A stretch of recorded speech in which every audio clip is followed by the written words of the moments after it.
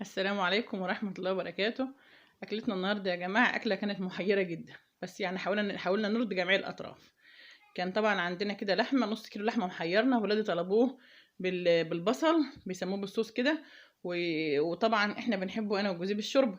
قلنا نعمل ايه، سويت اللحمة في الشوربة عادي خالص. تمام. قلت أعمل معاه كمان ايه، بطاطس يعني اللي هي بالطماطم كده، أو بالتسبيكة زي ما بنقول. حمرت عندي بصلاية الأول. تمام. اللحمه خلاص كانت بتستوى جنبي، في الحله اللي جنب التانية دي بتستوى خلاص.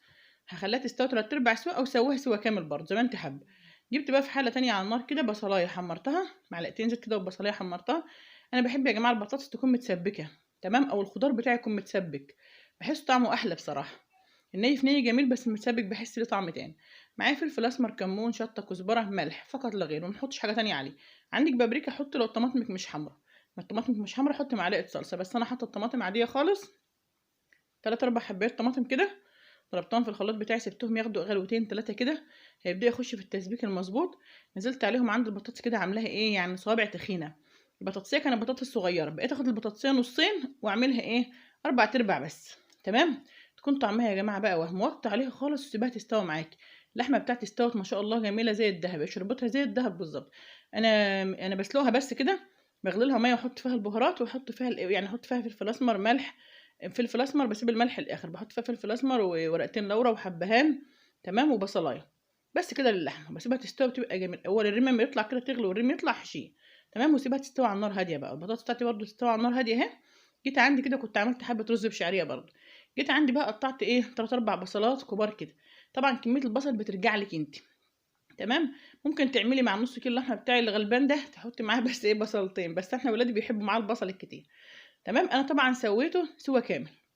تمام. ممكن تعمليه، ممكن هعمل لكم ان شاء الله طريقه تانية كده للحمه بالبصل دي، من اولها خالص. تمام، يعني من غير ما اسلق اللحمه.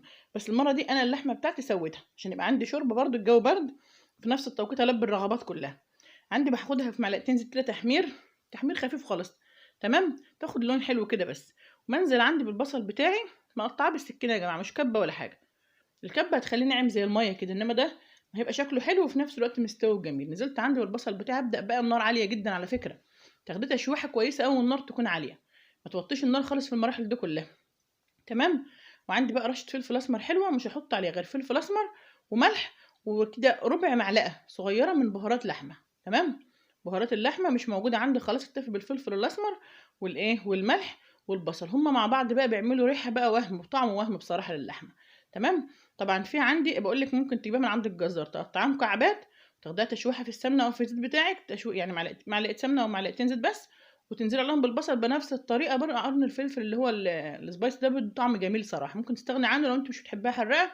بس كان طعمها حلو قوي. تمام. شلت منه جزء عشان كان حراق شويه. تقلبي الكلام ده كله ده على نار عاليه برضه. افضل اخد تشويحه كده لحد ما البصل بتاعي ياخد لون كده ذهبي خفيف. تمام. ويشرب من اللحمه واللحمه تشرب منه، طبعا زي ما انا قلت لكم يعني. تجهيز اللحمه بالطريقه دي مش هياخد منك 10 دقايق وتكون اكلك جاهز، يعني لحمتي مستويه. تمام. ويا جماعه سوى اللحمه اقل حاجه بياخد في الشوربه ساعتين. ساعتين، ساعه ونص، مش اقل من كده على فكره. طبعا بقى عندي مجرد ما كانت الشوربه بتاعتي بتغلى كنت بوطي على اللحمه وتستوي بقى براحتها، عشان تحسي ان الشوربه بتاعتك دي تشربيها كده تمزجي منها. طيب عندي بقى البصل دي بتبقى اكله حلوه، معاه شويه رز بشعريه كده، بطاطسيتين كده جنبها من دول، بتبقى حاجه حلوه بصراحه. بتوطي بقى عليها النار خالص لمده 10 دقايق كده لما تشرب من بعض. طبعا ما بحطلهاش اي سوائل كده، البطاطس بتاعتي استوت معايا اهي. تمام. وعندي كده كده اللحمه تمام، مظبطه ملحها وحاجتها. برضو عندي شويه رز بشعريه معاهم كده تمام التمام زي ما بقولوا. تمام. وبرضو عندنا شويه شوربه جنبهم بقى نبلع في البرد بتاعنا الجامد ده. الطاجن ده يا جماعه بتبقى ريحته قلب الدنيا، ولو انت عملتيه من الاساس من الاول بيبقى ريحته قلب الدنيا. مع الف سلامه، واشوفكم في وصفات تانية جديده، وادعمونا باللايك والشير وتعليقاتكم الجميله. مع الف سلامه.